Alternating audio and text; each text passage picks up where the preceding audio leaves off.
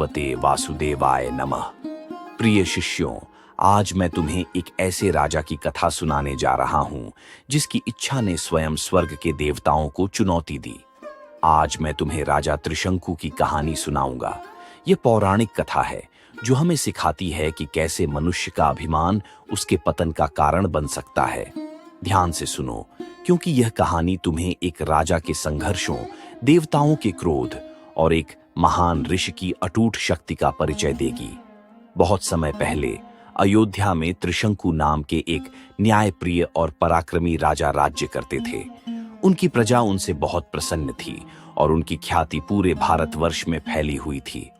लेकिन राजा त्रिशंकु के मन में एक अनोखी इच्छा थी, ऐसी इच्छा जो उन्हें एक अद्वितीय मार्ग पर ले जाने वाली थी।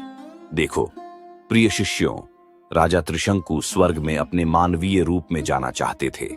वे चाहते थे कि जैसे वे पृथ्वी पर जीते हैं वैसे ही अपने इसी शरीर के साथ स्वर्गलोक में प्रवेश करें। यह इच्छा न केवल अनोखी थी बल्कि एक नियम विरुद्ध और असंभव मानी जाती थी।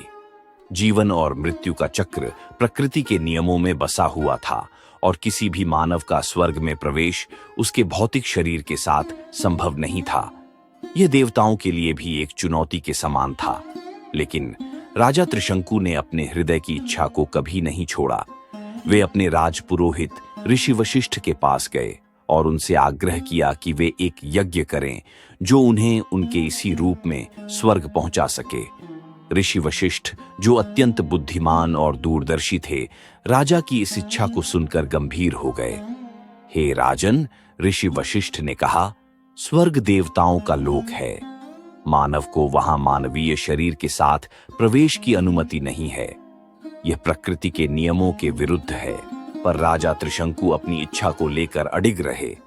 उन्होंने ऋषि से बार बार प्रार्थना की, उन्हें अपना समर्पण और कृतज्ञता का वचन दिया। लेकिन ऋषि वशिष्ठ अपने निर्णय पर स्थिर रहे, क्योंकि वे जानते थे कि यह इच्छा असंतुलन उत्पन्न कर सकती है। हे राजन, उस इच्छा का त्याग करो जो सृष्टि के नियमों के विपरीत हो, वशिष्ठ ने चेतावनी दी, क्योंकि जो प्रकृति का अपमान करता है उसे अपने अभिमान का मूल्य चुकाना पड़ता है। त्रिशंकु का हृदय दुख और क्रोध से भर गया। निराश होकर उन्होंने वशिष्ठ का आश्रम छोड़ दिया और भटकते भटकते वे ऋषि विश्वामित्र के पास पहुंचे।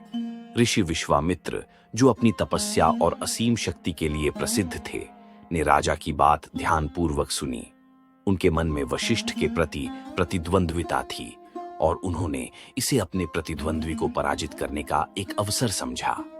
हे ऋषि, त्रिशंकु ने विनम्रता से कहा, वशिष्ठ ने मेरी इच्छा पूरी करने से मना कर दिया, पर मेरा हृदय अभी भी उसी इच्छा में अडिग है। मैं आपसे प्रार्थना करता हूं, मेरे लिए यज्ञ कीजिए और मुझे मेरे मानवीय रूप में स्वर्ग पहुंचाइए। विश्वामित्र का चेहरा गंभीर हो गया। वे जानते थे कि यह कार्य आसान नहीं था, फिर भी उन्होंने त्रिशंकु को आश्वासन दिया। ठीक है त्रिशंकु, विश्वामित्र बोले, मैं तुम्हारी इच्छा पूरी करूंगा, परंतु याद रखना, ऐसी इच्छाएं खतरों से भरी होती हैं। एक बार यह यज्ञ आरंभ हुआ तो लौटने का मार्ग नहीं रहेगा। त्रिशंकु ने सम्मानपूर्वक सिर झुकाया। इस प्रकार ऋषि विश्वामित्र ने शक्तिशाली यज्ञ आरंभ किया। उनके मंत्रों से अग्नि प्रज्वलित हुई और आकाश गहरा हो गया। शक्तिशाली मंत्रों और आहुति के प्रभाव से त्रिशंकु का शरीर धीरे धीरे ऊपर उठने लगा। वे स्वर्ग की ओर बढ़ने लगे। हवा का ठंडा स्पर्श उन्हें महसूस हो रहा था और वे स्वर्ग के द्वार के निकट पहुंच गए। किंतु जैसे ही वे स्वर्ग लोक के द्वार पर पहुंचे, इंद्र, देवताओं के राजा, अपने अन्य देवताओं के साथ वहां प्रकट हुए। वे त्रिशंकु को देखकर क्रोधित हो उठे। त्रिशंकु, इंद्र ने गर्जना की, तुम्हारी इच्छा है कि तुम मानवीय रूप में स्वर्ग में प्रवेश करो, जो कि सृष्टि के नियमों के विरुद्ध है। वापस पृथ्वी पर लौट जाओ, क्योंकि किसी भी मानव को उसके शरीर के साथ स्वर्ग में स्थान नहीं मिल सकता। इंद्र ने अपने हाथ उठाकर आदेश दिया और त्रिशंकु वापस पृथ्वी की ओर गिरने लगे। किंतु ऋषि विश्वामित्र, जिन्होंने यज्ञ में अपना समर्पण और शक्ति लगा दी थी, यह देखकर क्रोधित हो गए। उन्होंने अपने दंड को उठाया और त्रिशंकु को आधे मार्ग में रोक दिया। यदि देवताओं ने तुम्हें अस्वीकार कर दिया है त्रिशंकु, विश्वामित्र ने गरजते हुए कहा, तो मैं तुम्हारे लिए एक नया स्वर्ग रचूंगा।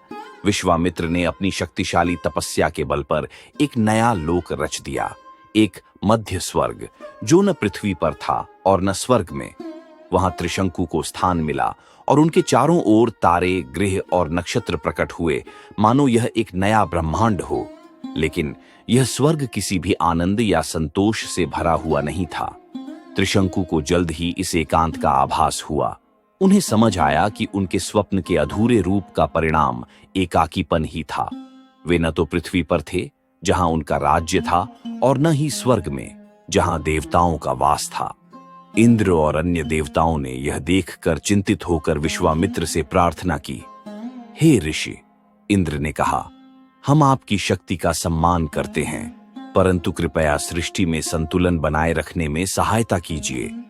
त्रिशंकु को मध्य स्वर्ग में रहने दीजिए और इस असंतुलन को शांति से समाप्त करें। विश्वामित्र ने इंद्र की विनम्रता को समझा और सृष्टि के संतुलन की आवश्यकता को मानते हुए अपनी तपस्या का अंत किया। इस प्रकार त्रिशंकु को उनके ही मध्य स्वर्ग में छोड़ दिया गया, जहां वे सदा के लिए अटके रहे, मानो एक चेतावनी हो उन लोगों के लिए जो अभिमान और भौतिक इच्छाओं में बह जाते हैं। और इस प्रकार प्रिय शिष्यों, त्रिशंकु की कथा हमें यह सिखाती है कि मानव की इच्छाएं जब अति में पहुंचती है तो वे विपरीत परिणाम देती हैं। सच्ची महानता अभिमान में नहीं, बल्कि विनम्रता और प्रकृति के नियमों का पालन करने में है। ओम शांति शांति शांति। ऐसे और वीडियो देखने के लिए और भारतीय संस्कृति की महानता को पुनर्जीवित और फैलाने में हमारी मदद करने के लिए कृपया लाइक, शेयर और सब्सक्राइब करना न भूलें।